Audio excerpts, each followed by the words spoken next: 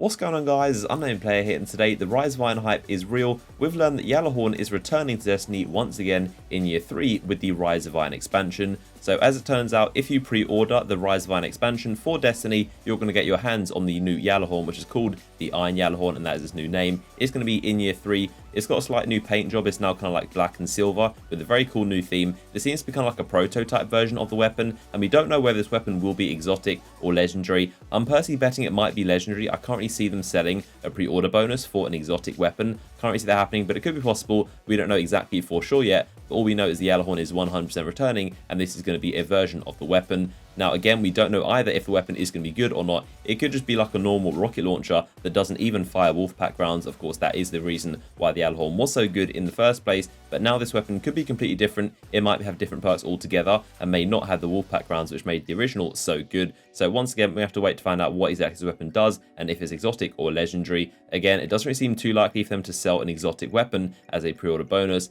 And another detail is that we also know this is not going to be straight given to you. So what happens is that you're going to actually get a quest in-game when Rise of Iron launches on September 20th, of course, and that is going to allow you to go and complete the quest and earn Gjallarhorn as a reward. So that is the mechanics of how it's actually going to work. Once you pre-order Rise of Iron as an expansion, you're going to get given a quest, and then, of course, completing it will give you the Iron Gjallarhorn.